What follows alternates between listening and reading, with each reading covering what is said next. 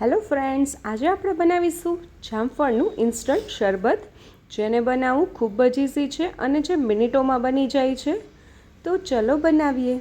તો સૌથી પહેલાં મેં અહીંયા જામફળ લઈ લીધા છે। બજારમાં બે પ્રકારના જામફળ મળતા હોય છે, લાલ અને સફેદ। તો અત્યારે હું અહીંયા જે લાલ જામફળ આવે છે એનું શરબત બનાવી રહી છું। આ જે જામફળ છે એ સફેદ જામફળ છે અને આ છે એ લાલ જામફળ છે।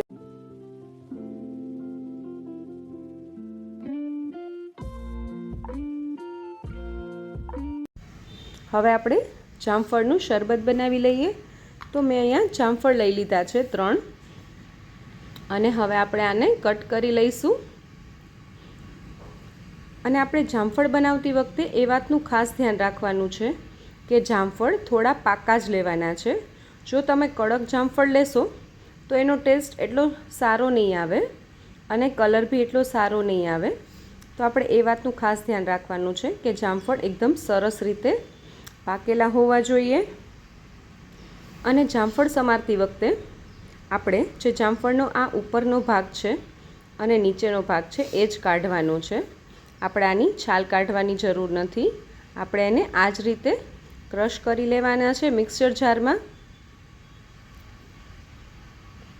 તો તમે જોઈ શકો છો જામફળના એકદમ સરસ ટુકડા મેં કરી લીધા છે અને હવે આપણે આનું શરબત બનાવી લઈશું। તો એના માટે મેં અહીંયા મિક્સર જારનો ઉપયોગ કર્યો છે, પણ તમારે જો મિક્સર જારમાં જ્યુસ ના બનાવવું હોય તો તમે બ્લેન્ડરથી પણ જ્યુસ બનાવી શકો છો, પણ થોડા ટુકડા નાના રાખવાના। અને હવે હું અત્યારે 2 ગ્લાસ જેટલું શરબત બનાવી રહી છું।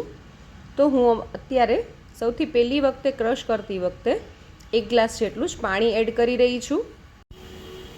તો હવે આપણે એમાં થોડું સંચળ એડ કરીશું।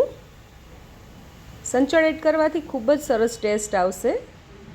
એની સાથે જ આપણે થોડું શેકેલા જીરાનો પાવડર એડ કરીશું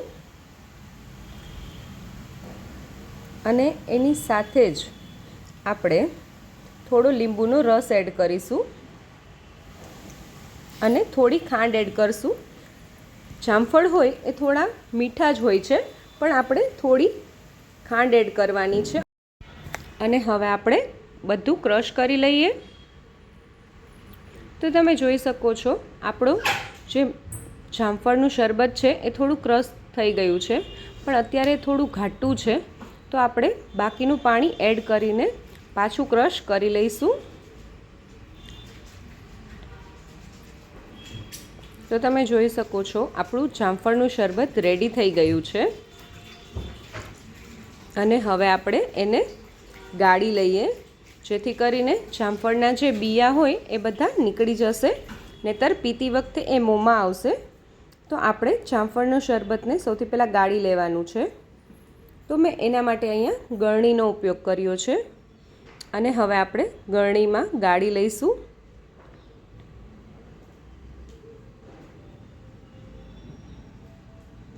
તો તમે જોઈ શકો છો આપણું શરબત એકદમ સરસ રીતે ગળાઈ ગયું છે અને જે એના બી છે એ બધા ઉપર આવી ગયા છે ગળણીમાં।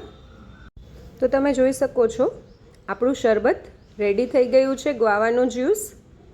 તો હવે આપણે સર્વ કરી લઈએ। તો તૈયાર છે આપણું જામફળનું ઇન્સ્ટન્ટ શરબત। જો તમને મારો આ વિડીયો ગમ્યો હોય તો મારા વિડીયોને લાઇક કરજો, શેર કરજો અને મારી ચેનલ કુકિંગ વિથ ઉમા પુરોહિતને સબસ્ક્રાઈબ કરજો, જેથી કરીને આવા નવા વિડીયો હું તમારી સાથે શેર કરી શકું।